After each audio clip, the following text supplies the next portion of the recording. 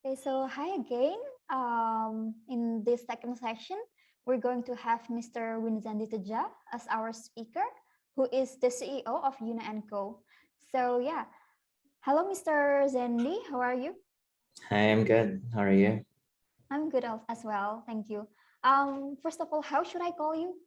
I just call me Zendy. It's Okay. easier. Yeah.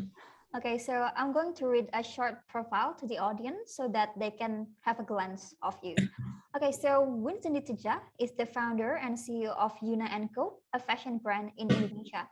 He obtained his bachelor's degree in information system management from City University of Seattle in 2004. And from 2004 to 2021, he has established a lot of career for himself, such as digital thinker and business director. Moreover, he has co-founded some businesses, including Citus and Seon. So yeah, that is such a great accomplishment. So without further ado, let us welcome Zendy. Oh, thank you.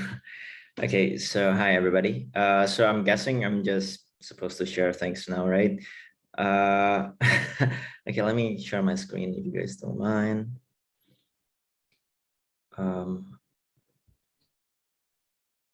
All right, can everybody see?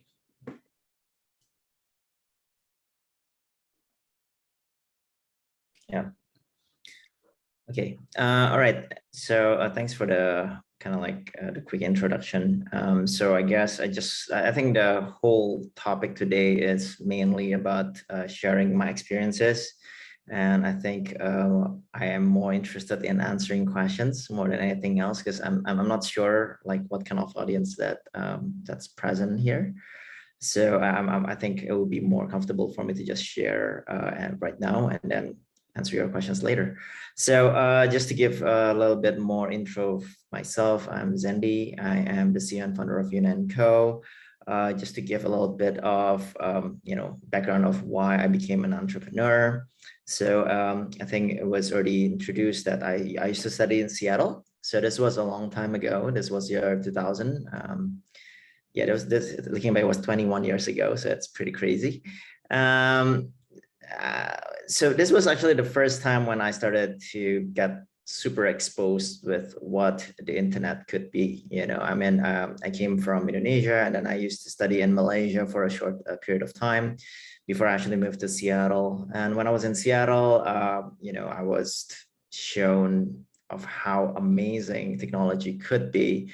If you remember, during this time, it was a time when people were still referring cable internet with T1, T3 connections and all that, and that felt very quick already. And I was so accustomed with the whole digital lifestyle from buying things online through Amazon, through eBay. There are so many different websites that was available. This was Web 1.0, if you guys remember this. And then yeah, so there was like of how I was actually got exposed with the whole internet business, and I felt and in my gut feeling, I knew that this was the future. And this is something that I kind of wanted to invest my time in, that I want to invest my life in, because I know for a fact that there will be where everyone will go toward to during that time. Yeah. So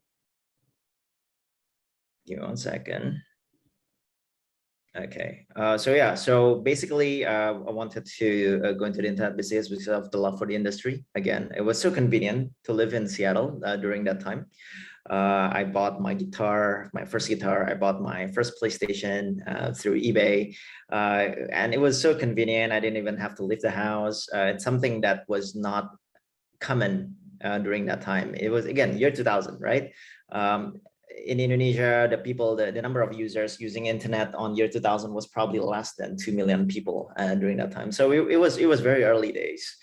And because I was there, I can actually saw and see it. I could actually take a look at how fast the growing user base was, with people not ever using the internet to start using dial-ups, and then started using cable. And then the number of growth that Amazon had during that time was just so significantly fast until 2002, when the whole bubble burst happened, the whole .com crash happened. But still, I always put like a lot of faith and trust in the whole thing. And of course, my personal motivation. I think when I was 19 years old, I basically made a commitment to myself that I wanted to make something different, something that could make a huge impact in my community, in the place where I was in, right? So that became my personal motivation, so that I wanted to be to make myself an entrepreneur. So yeah, that was the basic things. And then I basically went back to Jakarta in 2005. I was having reverse culture shock during the time. There wasn't much internet connection. We still needed to kind of connect with dial-ups. If you guys still remember, that's a 56 kilobytes per second kind of a internet connection. It was total crap. So when I came back, definitely couldn't start an internet business. So I started doing something else for a few years. And in 2008, infrastructure got a little bit better. People start using cable internet, and that was the time when I started to decide, hey, you know what, I'm going to start something in the web business, in the internet business. So I started Cetus with another founder. So Cetus was a web development company. Again, this was 2008, and the number of internet users during that time in Indonesia was about 8 million. So again, still very, very new. If you take a look at now, it's like crazy, right? So yeah, it was a very, very early stage. People were still talking about Web 2.0. Now everybody's talking about Web 3.0 and 4.0. It's pretty crazy. And yeah, so it was a web development company.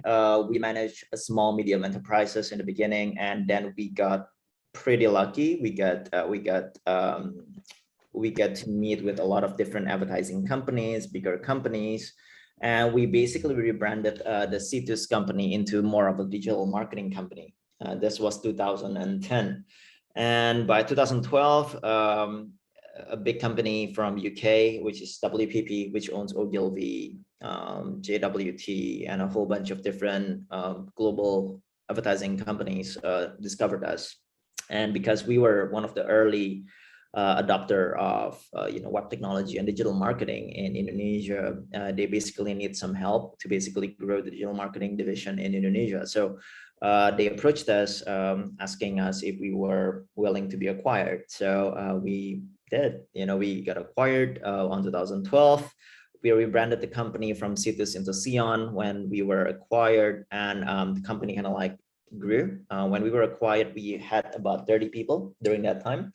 We managed some global and multinational companies. By 2016, when I left the company, we had about 130 people in the company. We were actually one of the top 3 biggest digital agency in Indonesia. We had presence in Indonesia, Singapore, Malaysia, Thailand, and Vietnam. So I moved to Singapore on 2016. That's when I started to handle the regional office. I handled Singapore, Vietnam, and Indonesia as my primary core market. Of course, I mean, that's what's very interesting about digital business, right? It's always evolving, it's always moving, right? By the time I moved to Singapore, the business has changed again. It's no longer just about offering digital marketing, but we started to go into UI, UX. So that's when we rebranded everything into LF, and LF basically still runs now. The business, obviously I'm not there anymore. It's being managed by my boss now, and my previous boss. And yeah, we handled a lot of the major banks in Southeast Asia. Everything from DBS, OCBC, CIMB, Standard Chartered, and all those guys. So I had a long experience in the whole digital world. And on 2017, so this was actually a very funny story. I was actually still working in Aleph during that time. I was in Starbucks in Singapore, and I saw a bunch of women kind of like entered the coffee shop. They all dressed very well, and I thought to myself, like, how much time do they waste every morning just to find the right products, just find the right clothing, right? So that became my sort of like aha moment. So I decided to kind of like, you know what, why don't I create a chat bot, a fashion bot that can be used to help women find the right clothing, right? So that was my initial aha moment. That was October 2016. I remember it very clearly. And then I told my boss at the time, hey man, you know what, I'm gonna start up another company. And I went back to Indonesia, started the whole thing. And by December 2017, I launched Yuna & Co. So Yuna & Co was the first styling as a service company for the Indonesian market. We basically pivoted quite a few times. We test the market a few times. We launched a very cool chatbot in 2018. Again, this was very early on. Nobody really knew about chatbot during the time, but we were there, and nobody used it because nobody cares about chatbots. A lot of people care about what product that they can get, but nobody cares about the chatbots. So we revamped the company a little bit, and we basically provide actual personal styling, where customers can actually talk with our stylists to help them basically build to find the right styles for themselves. On this year, actually 2021, we basically have started to kind of shift the business focus a little bit as well. Yuna & Co has always been more on the recommendation side of the business in the fashion industry. We provide styling recommendation, right? So we actually compile a whole bunch of data and information from the customers. So we know, based on the data, what kind of products that the customers want, what kind of products that we should produce, so that would actually deliver the best margin, the best profitability. So this year we started to shift the business, where we start to acquire and consolidate businesses and brands into our holding company. So right now we own 3 different brands under our holding company. Very different products. We have some fashion, we have some beauty products as well, which is again, this is going to be a very, very exciting journey for us. So yeah, so that's a basic background of myself and the company that I've founded and sort of working in. I understand that I think the main terms of reference that I'm supposed to share is about finding the right stakeholders for your business. Is that right, moderator? That's correct. Yeah. So okay, yeah, I think that's a very, very good. Very good. Sorry?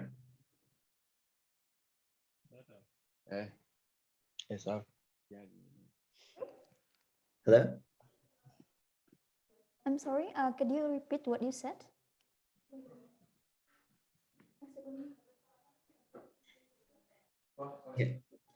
Okay, so I'm just going to continue first. So yeah, in regards to finding the stakeholders, right? When I started, I think there are quite a few different steps, right? Especially if you're building a company, normally the CEO or the founder has their own ambition, their own mission, right? An image of where they want to bring the company to. And I think you as a founder or a CEO of the company needs to basically take a few steps back and understand what kind of people that you need to help you build the company. Not so much about your own personal ego, but so much more about what does the company need to grow, right? And that's the same case for myself. When I built C2s, my co-founder was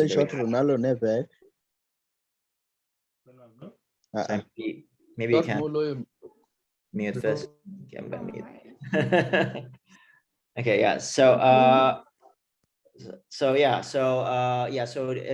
when I founded C2s, I didn't have the right technical understanding, the technical and technology understanding of how to build a proper web, right? So I partnered with a proper CTO, so he became my partner during that time. When I started Yuna & Co, I needed a very different skill set. So my current co-founder, Anton, has been working together with me ever since my Sion time. So we've been working together for 7 years. Before he worked with me in Yuna & Co, he was a creative director in my previous company. He has won multiple advertising awards as well. So I know he's the right guy for me to basically onboard into my team. And for the last 7 years, I've seen his work ethic. I've seen how much commitment and he put into his work. So I onboard him as my stakeholders and as my co-founder, basically, right? So when I came up with the whole idea for Yuna & Co, the first thing I did was I came back to Indonesia. I reached out to him and I asked him, hey man, I want to build something new, and this is basically the concept of everything. Think about it. I know this building a company is such a big commitment, not just about your time, but also your investment and all that, right? So think about it and come back to me. And it only took him like a few minutes to decide to join me into this new company, because he also had the same kind of mission with me. And again, we are very much complementary. You know, I'm very strategic. I'm very I don't know what it's called, like right brain. He's very left brain kind of thing, and we became really good partner. But what's very important, it's not just your co-founder, but there are so many different stakeholders, right? When you're building a business, there is the investors, there are the management team that you have, there are also the employees that you're going to hire moving forward. Again, it goes back to your ambition as a CEO and founder to basically really know what the company needs. And I think one of the biggest issue that CEOs normally have are having too big of an ego. So normally you have to like take a huge long step back and just see what is it that you need. So like the investors that we have right now, we are looking for investors that have a wide network of other investors, right, that they can actually introduce us to, so that moving forward, we would be able to kind of like fundraise in a more, you know, strategic way. We don't really have to keep searching for new investors constantly, but they will be able to kind of like spread the news about our success, introduce us with new investors going forward. And I always look for investors that can really provide not just about financial support, but also in regards to strategic or mental support even, right? These people are people who used to have an entrepreneurial backgrounds as well. So they know what are the operational problems that I might be going through, and they'll be able to kind of like give me the kind of valuable insights that I need. The kind of management that I have in my team. So I have 5 people under management, including myself. They are, so out of the 5, Anton and 2 other people has been working for me for the last 8 to 10 years. So I know for a fact that I can trust these people, you know. So I guess I have that advantage. But I always have this belief that if you want to hire somebody, especially as your partner, as your manager, you want to make sure that you can trust these people more than how skillful they are. I think that's always been my principle. I don't really give a lot of crap of how smart or how skillful you are. There would always be other people who are more skillful than you are. But if you are loyal, you want to you have the hard work to basically be better. Those are the kind of people that I really want to join me in management. And I think that's my personal value. Yeah. And of course, the people that are working for me right now, it's actually a little bit more simpler to hire people as long as you have the right kind of products. It's not that difficult to find resources, I find. So when we started launching styling as a service product, we are the only one in the market. And at the same time, the fashion magazine industry is failing, as you guys can imagine. People don't buy magazines anymore, right? So a lot of the fashion business and fashion designer graduates don't really have anywhere to go to. You know, there's no career path for them anymore. So when they hear about my kind of business, they are mostly very much interested to join. They want to understand about my business. They want to know about the tech industry a little bit more. So it wasn't really difficult. It's just finding the right kind of people that has the right kind of attitude. That's always been really, really difficult. So I think that's really more of how I see how you find the right kind of stakeholders. But yeah, I think one of the core most important thing that every CEO needs to have is the ability to convince people and to be able to kind of like convey your mission, your vision for the company to the market. You know, not just for the customers, but also for your stakeholders. So yeah, I think that's all I have to personally share. I would love to rather answer questions if that's okay, moderator. All right. So to the participants, if you have any questions, please write it in the chat box because we're going to accept questions.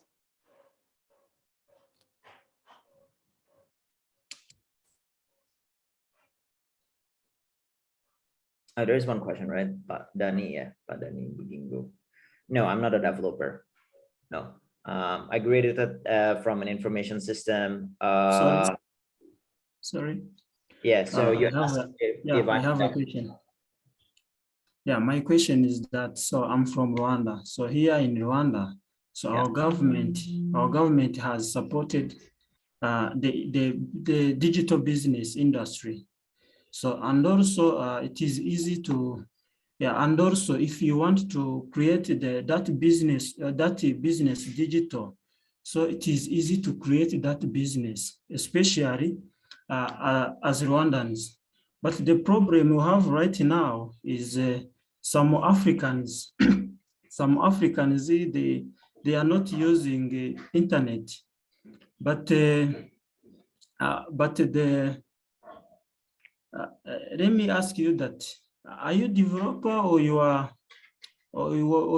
just doing like to help some people to upload their product on their like eBay, like Amazon and others? Are you developer? If you're asking me developer in the sense of a coder or a programmer, no, I'm not. Yeah. Okay. Do you know the unstructured supplementary service data, USSD? Do you know USSD? Yeah, it is a system where you can use without internet.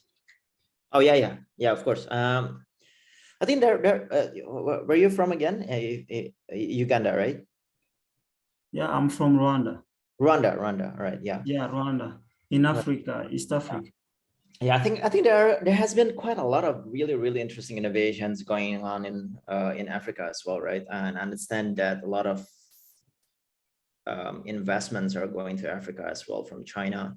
So I think there's a lot of opportunity. I don't know the infrastructures that's going on in Africa at this point of time, but I think there's a lot of innovations. Like I think on the year 2013 or 14, I think there was a company that made such a huge success, not using the internet, but using text messages on mobile phone, and that guy became like one of the billionaire in Africa, if I remember correctly as well. So yeah, I think one of the biggest importance, right? You want to build a product, or do you want to be a businessman, right? If you want to be a businessman, I think what's most important is not just, it's not about the technology, it's not about whether you're a developer or not, but what kind of needs that the customers have, right? If you really know what the problems are in your specific country, the kind of solutions that they might need, then you want to focus in building that specific value. You know, technology at the end of the day, it's a means to an end. You know, it's a tool, right? At the end of the day, I have a stylist. Okay, we have a number of people who are working in my office now as a personal stylist to help customers find the right product, right? Of course, we work with 160 fashion brands at the back, you know, and so how do we utilize technology there? The technology is being used to basically consolidate all the brands that are working with us, so that we don't have to kind of like go through the clothes one by one anymore, right? It makes things a lot more scalable, and it makes it more faster for us to basically find the right products, right? On the customer facing, right? We want to help the customers to be able to kind of like easily review the products that we could potentially send to them, instead of them having to go into an actual store to find the products that they might like. Especially during COVID-19 period, like you don't really go out, right? So we send you order recommendation, and you can actually check out all the product, and we'll send it to you, so you don't even have to go out from the comfort of your own home. So that's the kind of solution that technology can provide, right? But at the end of the day, the value that we're bringing. Excuse me. So I want to ask you that, if you want to come in Rwanda, in Africa, so you have to come in order to support some businessmen who wish to involve in digital business, because they wish to make a digital business, but the problem is how to get someone who can build those websites. So, but business digital, yeah, it was putting forward by our governments, especially in my country. So in my country, it is the industrial, it is the one of the things that our government can put, that our government was putting forward to use technology in all business digital. But for me, I would like to ask you that my question is that, so most of African people, they don't know to use like ECAMP and others, but they know to use USSD without internet. Do you in No, your company? We don't use that USSD technology anymore here. I'm very much not sure how those ones works anymore. Okay, sorry. Okay. It is my idea. My idea is that. So, do you know to use the USSD to breed USSD, because for example, like okay. Aku ngerti ya asli nih. Kayaknya di telepon Iwan Jen. Kalau aku ngerti kan, karena dia punya pacar. I'm sorry, go ahead, man.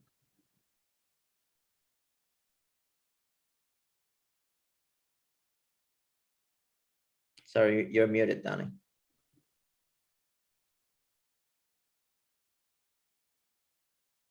Sorry, you're muted.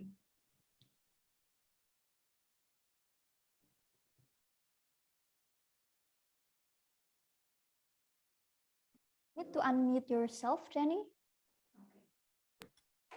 Yes. Okay, are you listening me? Yeah, I can hear you. Okay, thank you. I want you to ask you that. So most of young African people so wish to involve in that business, but the challenge is that challenge is to know someone who know to use that who know to breed those digital websites. So, okay. Are you a developer or you are okay? You told me that you are a developer, but I would like to encourage you to come within my country in order to support Rwandans who wish to involve in business digital, because yeah, we need you. Yeah, and right. And your fellows. Right. Oh, thank you. Yeah. I'll let the moderator to connect me with you guys, but yeah, I'll be more than happy to listen again, because I don't know the infrastructure in Rwanda. I need to understand if it's just about building websites and building applications. It's not difficult. It's pretty easy, and especially these days, there are so many platforms that can help you build all this technology-driven businesses to make it so much faster compared to like 12 years ago. When I started the previous company 12 years ago, we need to build everything from scratch, but now there are so many services. If you want to build e-commerce, there is Shopify. You want to build your own blog, there is like WordPress, and so many different kind of there's Drupal, there's there are so many platforms that you can just use now. But yeah, I don't know whether all of those platforms are. Yeah. Excuse me, some e-commerce website here in Rwanda and here in Africa, they are using WordPress. WordPress, is it a secure or it is not a secure? Thank you. Is what? Yeah, WordPress. WordPress. Yeah. Some developers of Africans, they are breeding those websites in WordPress. Is it a secure? Is it the same? Is it a secure? Secure. Well, security is a matter of perception, man. Like it depends on how you structure it. WordPress is as secure as it could be if the developer can put the right kind of security layers, yeah, it could be. I mean, some there are some very, very big companies that are still using WordPress as their website or e-commerce even. I don't recommend using WordPress for e-commerce. Personally, I think there are better platforms. But again, some people don't really have the luxury to use or understand how to use others. So because some people they are confusing. They are confused about using WordPress. Some people they says that WordPress is not a secure. It is easy to be hacked, and try to explain about that. No, it's not right. There are ways to secure WordPress as well. Again, it depends on how good the developer is and how they can actually set up extra layer of security, on top of a WordPress. Again, WordPress is just a tool. If you don't know how. For example, website coding, it is a full secured to. Which is not hacked by hackers, but the WordPress it is a confusion. Sit this way, okay? Building a website is similar to building a house, right? Okay, it's exactly as building a house. You're asking me right now whether your house is secure or not, whether it will collapse or not, whether thieves will go in and rob you or not. Okay. It means that WordPress it is 100 secure. No. So WordPress is exactly like your house. It's the building that you're building. Okay. But are you building a gate in front of your house or not? Do you have a security guard in front of your house or not? Right. So those are the security layer. Those are the security protocols that you need to put in. It's not the WordPress fault. It's the person who actually built a house. And then they show all the money inside, all the treasures inside the house, and then they don't put any more gates. So it's their fault. Yeah, the most of confusion, the most of people, what they have some confusion about WordPress, because some people they think that the people who was developing those structure website or those structure website WordPress, they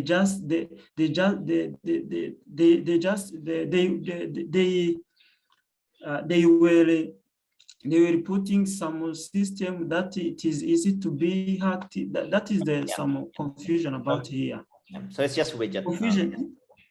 So yeah, no, I think if you want me to directly answer, WordPress is safe, it's secure. But again, it depends on how the whole system is being placed. If you build a house on top of a swamp, let's say, it will collapse, right? If you build a house in an unsafe neighborhood, then it will get robbed, no matter how secure it is. It is a secure 100%. Yeah, but you cannot say that it will be 120% secure. There is no website that cannot be cracked. Even the FBI's websites are being cracked, right? I mean, it's unfair to say whether it's secure or not. So okay, yeah. Thank you for your. But I would like to ask you one question. So my question is that, so yeah, most of Africans also wish to breed some booking website. Can you tell me how to develop booking website, like booking ticket, booking and that booking, I think you know. Yeah. Well, that one I cannot answer now. That's a long discussion. Yeah, that one needs a lot of technical specification, and that's not really my area of expertise, to be honest. Yeah. Okay, thank you for your answers. Okay, thank you for the question, Danny. So we have 3 questions already in the chat box. The first one comes from Evans. So as a CEO, what is the greatest challenge you have seen the business guys lack when designing the business proposal or business plan to access key stakeholders, especially financially? what the business guys lack, I think. Is it? Oh, yeah. Okay. I think it's about, I think what I see a lot lacking is building a business presentation and business plan or whatever it is. It's like creating a story, right? You wanna give your investors, your stakeholders, the understanding of where you want to go and how do you want to get there, right? That's why there's so many practices where they ask you to state what the problem is, what are the solution, and how is your solution better than the rest, and all that to get to where it is. But at the end of the day, your business plan is a story, it's a narrative, right? And I feel like a lot of the CEOs and founders are not conveying this properly. So when they go into an investor, they tell the investors or the stakeholders, hey man, I want to build a product, and the product can do this, and this, because I think that this features is going to be really cool. Okay. And when you go into an investor with that kind of a story, it doesn't sell. It's all I hear about are about features and functions, which are not interesting. And that was my mistake as well when I started. I would go into investor and tell them, hey, yeah, my platform has chatbot. We can actually allow customers to be able to buy everything easily by chatting through a bot, and everything is integrated into our system. And sellers or merchants can actually get the data so that they can actually optimize their buying, their supply chain management and all that. So there are so many jargons that I would just throw into the whole table, and the investors would just get like overwhelmed. It was like, dude, nobody really cares about that. All I want to know is, hey, what's the problem, right? It's almost like listening to any stories, right? I mean, like when you watch Star Wars, right?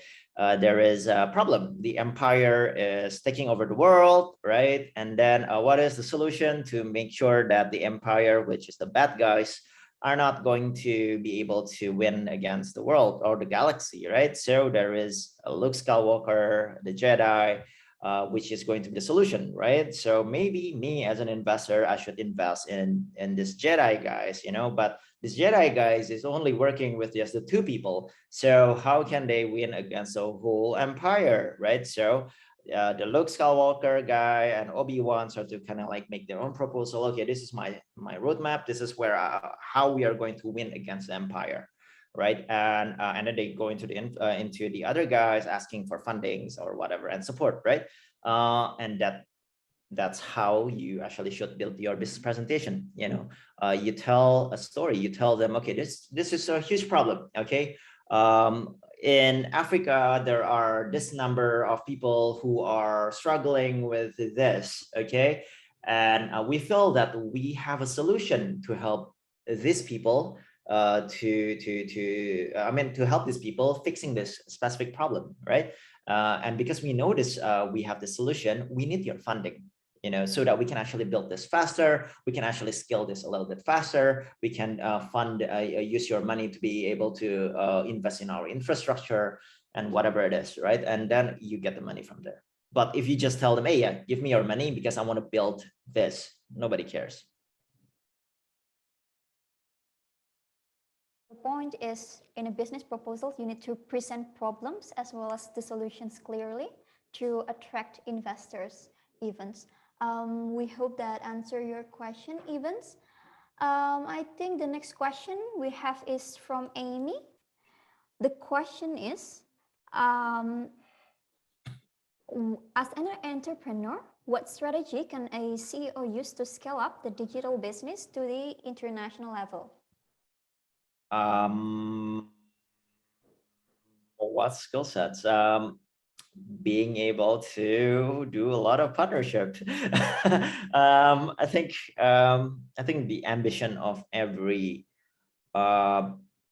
CEO normally is to be able to scale their business in different markets, right? And I think there is a big similarity between from Africa and Southeast Asian markets. We are developing markets, we're third world countries, right? So there's always this ambition that we'll be able to kind of like sell our products into the more developed market, like in the US, European market, or whatever, with higher GDP. So that makes sense. But the way for you to go there is not really from the technology side. I think the technology side is very simple. Everything is so integrated now. You can actually connect everything with API. Payments are made so convenient now. I mean, with there are so many like platforms like PayPal, Alibaba, or all of those other guys that allow you to have cross-border transactions. So there are so many services that can allow you to do a global expansion, right? But for you to be able to do proper business or cross-border transactions, you need to have proper partnership with your with other partners. Like let's say you're trying to sell to America, right, to US. So it's not wise for you to sell directly from Rwanda to the US, without having a proper partner in the US market.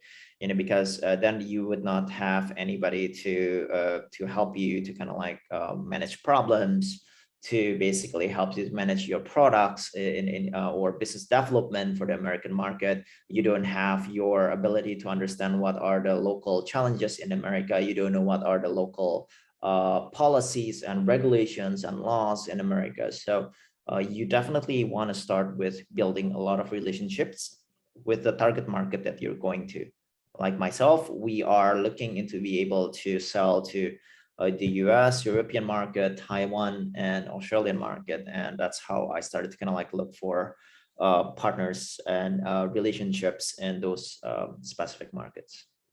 I hope that answers your questions. Yeah. Right. Since you talked about partnerships previously, I think, could you explain to the participants how did you get prospective partners in the first place? Research. Again, I think you know what you need to do, right? As a CEO, you have your own ambition.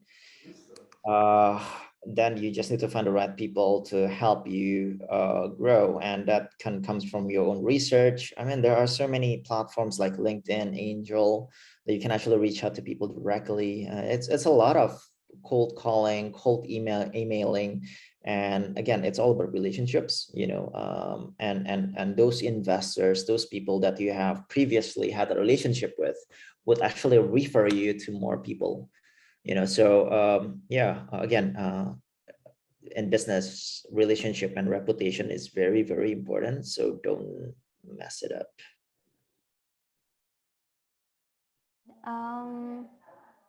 That's for the second question. Okay, third question is from Jaber Amin. Two questions here. What is the best platform to build an app? And also, if you have an idea that related with apps, but don't have enough knowledge to design the app, what is the best advice in that situation? The best platform to build an app, there are a lot. I am not so involved with my technology guys anymore these days, but there are so many different platforms. React.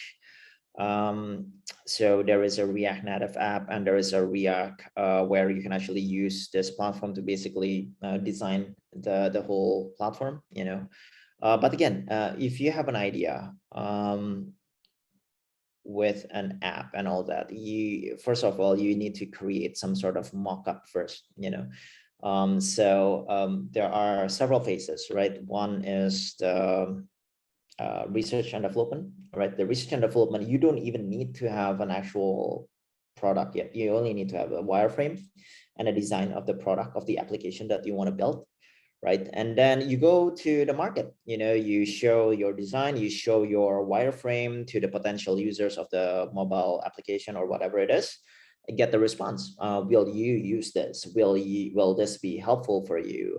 Will this solve your problem? Or if you are willing to pay for this application, how much would you pay for that? All right. So once you have all those, you get the data, right? And then it will not only data for you to convince other partners, but it'll also give you the data for you to be more confident in whether you want to move forward or not, right? If you decide to move forward, then you look for partners. Okay, you don't try to build things yourself. You find the right partners. Okay, when I partner up with Anton, I told him directly we are 50-50 in this. Okay, you know, because I know I wouldn't be able to build this myself. So I go with Anton, I do build this with me 50-50.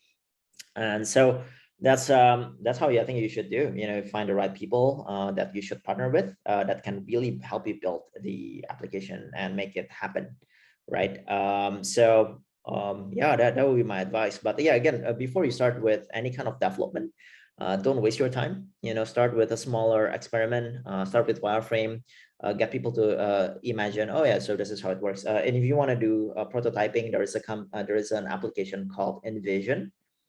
Take a look at that. Envision allows you to basically just click through the whole application without building an actual application. So it's just the designs. And if customers like it, then maybe you should invest in building the application. But if customers or your users don't really like it, don't waste time. Thank you for the answer. The next question we have from Ms. Lohana. Based on your experience in Yuna & Co, how does your company maintain your channels? In terms of how you got the raw material sources or your product, process it and going to customer satisfactorily?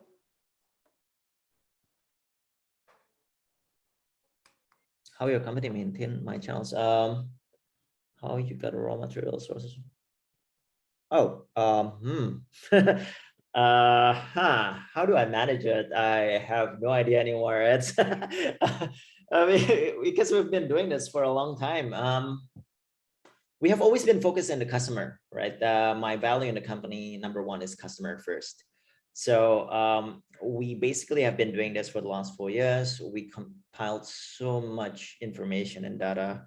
And based on this information and data, we started to go into the kind of products that we want to build, right? Again, it's always going back from, from the target and then moving it backward, right? So this is what we want to build, right? And then we would start looking for the raw materials or the resources needed to basically build the products that we want. We have now 3 brands, as I mentioned. Out of the 3 brands, one is made in China, one is made in Korea, and the other one is made in Indonesia. And it's all because we know exactly what we want, and we started to research of where we can actually get the best kind of product. Don't be impatient, I think, when you're building a product, especially if you have a certain ambition. I think CEO and founders are always impatient. I'm impatient, but I think it's always good to take a step back and allow your other partners to help you kind of like build a product with you. Always kind of like take a step back and find the kind of materials that can really build the best kind of products that the market really wants. Again, I'm very market driven. So if let's say that there was this, what was it called, like 2-3 years ago, I think there was like something spinner, that was happening, that a lot of people were trying to buy, and everybody started to go into that, building that specific product. I don't care, because I don't see it as a product that customers would actually enjoy for the long term. So I look for products that our market would actually use for a long term, and we build a product, and then that's the whole process of how I work. Again, I build a team. Okay, I have a team. I have a 28 people team.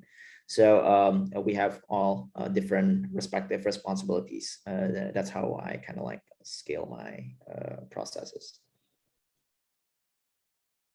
All right. I think we're going to accept 2 more questions here because we're also running out of time. Okay, let's answer Amy's question first. So in Africa, as a low-income countries, you need to find investor online on the internet. How do we know the real legit investors? Sorry, can you repeat that again? So in Africa, in order to get investors, people need to find it online on the internet because the country itself is a low-income country. So how do they know that which one is a real investor and which one is not? Well, I don't know because I don't live in Africa.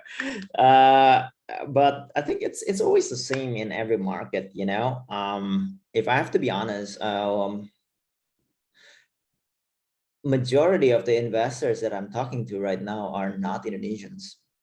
You know, I mean, I do talk and I have several Indonesian investors, but the majority of the people that I'm talking to are not from Indonesia. Because sometimes the Indonesian investors would like to, you know, follow on, you know, okay, there are, you know, foreign investors, they see that this is a good potential. Why don't I put in money as well, you know? So that's always the sort of the case.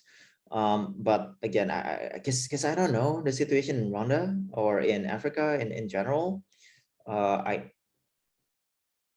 I can't say for sure, but you have to kind of like do your own research on this. I'm sure there are news and articles on who are the rich people or rich corporations in Africa that you can actually find out. And it's always good to start building relationships with the people related to that specific company and start to kind of like get, discussions with them. You don't, by the way, do not expect to get an investment on your first meeting. Okay, that is the mistake of every founders.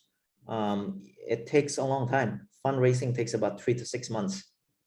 Yeah, so you need to kind of like keep going and meeting the investors, telling them about your story, telling them that, oh yeah, we are making progress. Okay, when we last met you, we had nothing. Right now, in 1 month, we built a product, we launched it, and we have now 100 users using our product.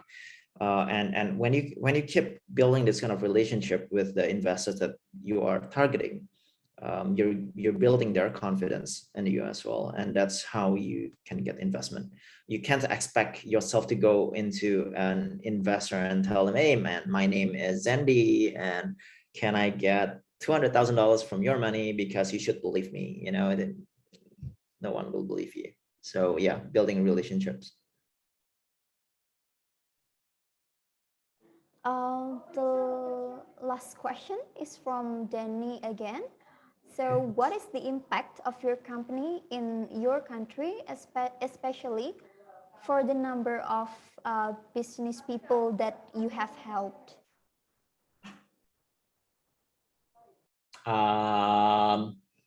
Well, that's a bit difficult to answer. We help brands to sell their products, as simple as that. Especially during the pandemic, a lot of retailers need to close their shops offline, right? So they need to have additional channels to promote or to sell their products. I don't have an actual data on like how many percent their sales growth and revenue growth during the whole pandemic because of me, but I know for a fact that a lot of the fashion companies are have such a huge increase in their online sales compared to their offline, because offline is just suffering these days. So yeah, but these days I have a more direct kind of assistance. So if you have a product that I find very interesting, very unique, and we feel that this is the kind of product that we can help them to grow, we invest in that brand. We put some money into the brand and we operate it for them. So the founder just need to make sure that they have a good product, and everything else from marketing, operation, fulfillment, scaling, it's going to come from my personal team. So that's how I try to kind of like help the businesses locally in Indonesia. But yeah. So I don't know yet. Ask me again in 20 years. I'll give you better answer. Thank you so much for answering all the questions today, Zendy. All right. I think, some things to highlight from the talk today is that as a CEO, it's very important to know what your company needs. And also, if you want to start making, for example, attracting investors, it's very important that in your proposals, you show problem and then you're able to present the solutions to that problem. And also, if you want to create partnerships or you want to find investors, research is very important. I think that's the highlight of today's talk.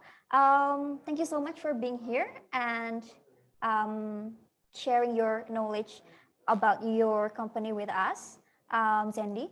We really appreciate that. And also thank you to the active participations from the participants.